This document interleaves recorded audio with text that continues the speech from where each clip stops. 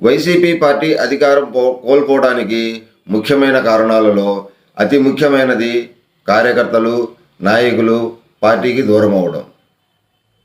కార్యకర్తలు, నాయకులు పార్టీకి దూరం కావడానికి అనేక కారణాలు ఉన్నాయి.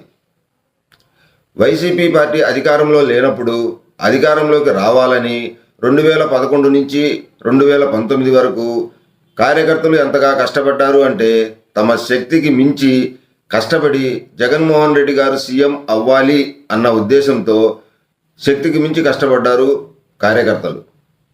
కాకపోతే పార్టీ అధికారంలోకి వచ్చిన తర్వాత కార్యకర్తలను, నాయకులను పట్టించుకోకుండా కేవలం వాలంటీర్లను వెనకేసుకొచ్చారు పార్టీ పెద్దలు.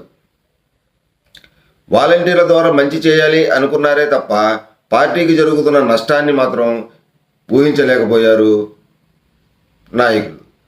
దాని ఫలితమే 2024లో ఎలక్షన్ రిజల్ట్స్. ఇప్పుడు వైసీపీ అధినాయకులు కళ్ళు తెరిచారు. పార్టీ కష్టకాలంలో ఉన్నప్పుడు నిలబడేది కార్యకర్తలే అని గమనించారు. అందులో భాగంగానే పార్టీ అధినాయకుడు జగన్మోహన్ రెడ్డి కానీ, తర్వాతి స్థానాల్లో ఉన్న విజయసాయి రెడ్డి లాంటి వాళ్ళు కానీ కార్యకర్తల అవసరాన్ని గుర్తించారు. గత 5 సంవత్సరాల్లో వాళ్లకు అన్యాయం జరిగిన మాట వాస్తవేనని, దాన్ని మేము సరిచేసుకొని కార్యకర్తలను కలుపుకొని ముందుకు పోతాము అని చెప్తున్నారు. అంటే వాళ్ళ తప్పు వాళ్ళు తెలుసుకున్నారన్నమాట. ఇప్పుడు ఈ నాయకులు కార్యకర్తల గురించి ఏమంటున్నారో వాళ్ళ మాటల్లోనే ఒకసారి విందాం. పార్టీని ఎలా బలోపేతం చేసుకోవాలి, మనం గతంలో 5 సంవత్సరాల పరిపాలనలో మనం జరిగినటువంటి పొరపాట్లేంటి, కార్యకర్తలను ఎలా మనం నిలబెట్టుకోవాలి, వారి ప్రయోజనాలను మనం కాపాడుకోవాలి, క్షేత్రస్థాయిలో బూత్ స్థాయిలో మనం పార్టీని బలోపేతం చేసుకోవాలి, పార్టీ కార్యకర్తల్లో మనం ఉత్సాహాన్ని నింపాలి,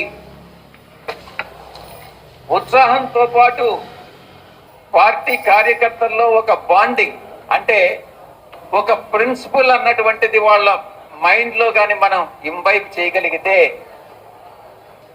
వైఎస్ఆర్ కాంగ్రెస్ పార్టీ ఒక రాజకీయ పార్టీ మాత్రమే కాదు, ఒక శక్తి, ప్రజాశక్తి అన్నటువంటి దాన్ని ఏదో ఒక రకమైనటువంటి బాండింగ్ మనం కానీ ఏర్పరచుకోగలిగితే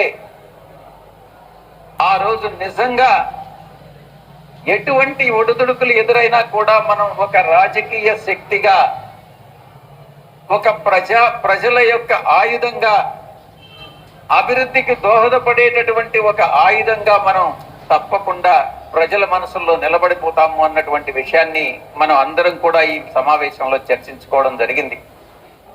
సార్, కార్యకర్తల వల్లే పార్టీ నడుస్తుంది, కార్యకర్తల కోసమే ఈ వైఎస్ఆర్సీపీ పార్టీ అని అమర్నాథ్ గారు ఎప్పుడు చెప్తూ ఉంటారు.